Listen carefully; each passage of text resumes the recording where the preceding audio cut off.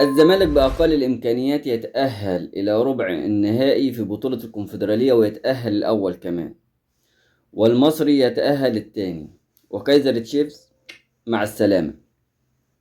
ألف مبروك لنادي الزمالك على التأهل، ألف مبروك على الأداء. أي نعم كان في شوية تراخي لكن على كد الإمكانيات بصراحة.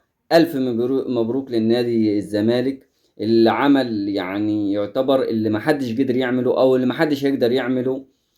من اداء، من انك انت بتلعب يعتبر ناشئين، انك انت بتلعب او بتلعب في اجواء انت مفيش الصلاحيات بتاعتك، لا في فلوس ولا في اي حاجه، انك انت بتوصل لربع النهائي وعلى كايزر تشيفز.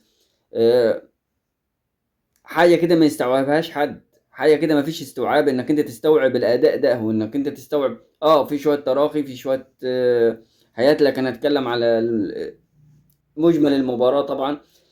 السلام عليكم ورحمة الله وبركاته. في جدل رياضي جديد، لايك وشير واشتراك في القناة وفعل زر الجرس ليصلك كل جديد. هنا أنا بتكلم بحيادية تاما. أنا سيبك من أي حاجة. أنا في الدوري هنا ممكن أسلخ لك نادي الزمالك، لكن في بطولة أفريقية أنا بشجع نادي الزمالك قلبا وقالبا، أشجع النادي المصري قلبا وقالبا. أنا بفرح لما الأندية المصرية يعني يكون لها شأن، يكون لها طابع كده، انك انت تكون فرحان ان الانديه بتاعتك اقوى.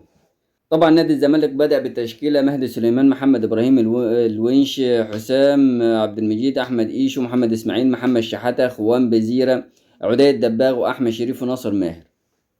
طبعا انت لو هتشوف في التشكيله هتلقى محمد ابراهيم واحمد ايشو ومحمد اسماعيل وشحاته واحمد شريف،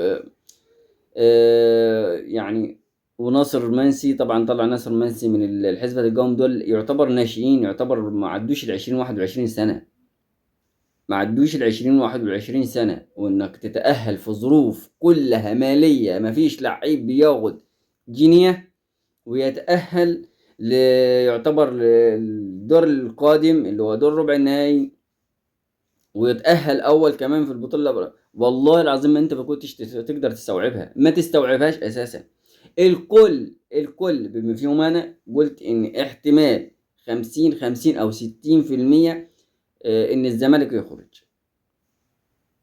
أنا بقول اللي أنا قلته، لكن إن جيت للصراحة، إنما إن جيت للصراحة تعظيم سلام لنادي الزمالك. لازم أسقف له، لازم أسقف لهم على أقل الروح، على أقل الروح. سيبك من هدف عبد الله السعيد، وسيبك من الحياة الحبشتكنات دي كلها. عبد الله السعيد اي حد مكانه هيجيب الهدف، لكن كمجمل فيه اصرار، في اصرار حتى من الجماهير اللي بره، في اصرار من الجماهير. تمام. عندك في الدقيقة 15 الزمالك بيبدأ برتم. اول ربع ساعة الزمالك بدأ برتم، وثم بدأ برتم تاني خالص. اول ربع ساعة الزمالك بدأ برتم هادي، وبعد كده بدأ يهاجم. في الدقيقة 21 مهدي سليمان بينقذ الزمالك من هدف، يعني من كرة ثابتة طبعا اللي هي أنقذها. في الدقيقة 25 عدي الدباغ بيهدر فرصة هدف مؤكد. ومن 25 حتى الدقيقة 30 كايزر تشيفز بدأ يهاجم على نادي الزمالك، طبعا من الأطراف طبعا وبرضه من العمق، وبدأ يهاجم، بدأ يلعب على الكرة الطولية. في الوقت الضايع عدي الدباغ تاني بيهدر هدف تقدم بطريقة غريبة، بطريقة فعلا غريبة. بعد كده بينتهي الشوط الأول سلبي 0-0. بعد كده بينزل عبد الله السعيد في بداية الشوط الثاني، بإخوان بزيرة بيحرز الهدف في الدقيقة 53. هدف ملعوب طبعا عن طريق ناصر منسي، برفعية. باص الأول، يعني شوف اللعيب، باص الأول. أنا بعتبر ناصر منسي ده زي قفشة كان في الأهلي، طيبة وطيب مهما قال أسطورة هو طيب من جواه، طيب كده.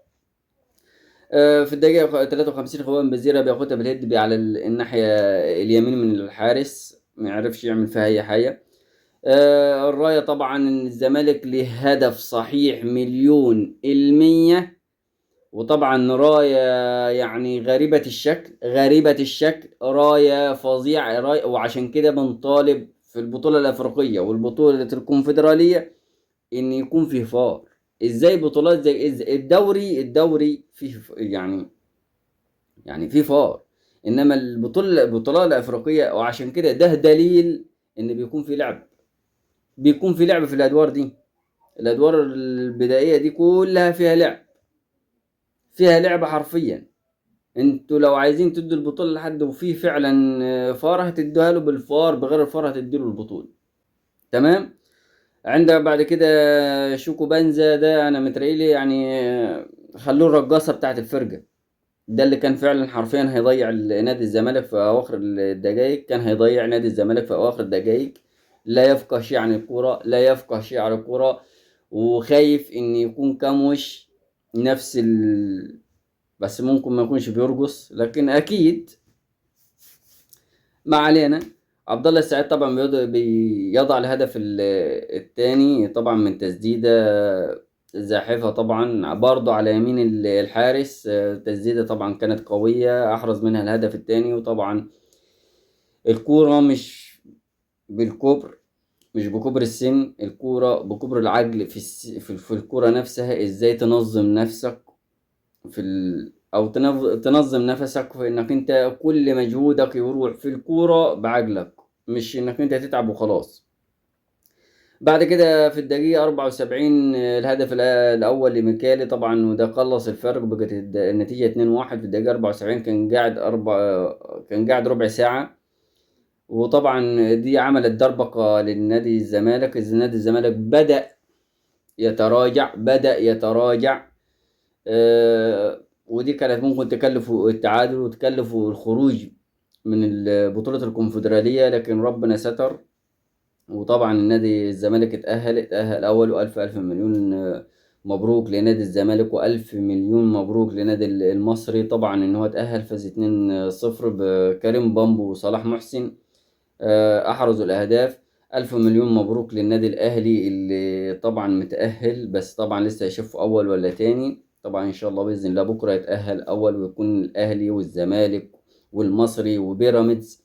مع كامل احترامي وقلة حبي لبيراميدز، لكن أتمنى لها برضو مهما كان هي على أرض مصرية وليست مصرية، على أرض مصرية وليست مصرية. ده اقتناعي. و شابو نادي الزمالك، شابو لعيبة نادي الزمالك، شابو جمهور نادي الزمالك. وهو ده الجمهور اللي المفروض يكون. سيبك من الأهلي، وسيبك إن الأهلي بيعمل، سيبك من بيراميدز. شجع ناديك، اضغط على لعيبتك، اضغط على إدارتك. اللعيبة هتعمل لك كل حاجة زي ما أنت عملت النهاردة. اعمل في المباريات القادمة، اعمل في الدوري، اعمل. أتمنى إنك أنت تدوس يعني على وش الكرة الأفريقية، باستثناء النادي الأهلي طبعا، لأن ده هيشرفني إنك أنت مصري بتطلع بره بتكسح الكل. ترجي، على وداد، على ده طبعا شيء يشرفني طبعا لما يكون في ناديين مصريين متربعين على عرش الكرة الأفريقية ويمكن العربية وكده. عايز أشوف تعليقاتك، وعايز أشوف لايكك الجميل وتعليقاتك على أداء المباراة، ومين هو أفضل لاعب في مباراة النهاردة. ووصلنا لنهاية الفيديو. دمتم في أمان الله. سلام عليكم.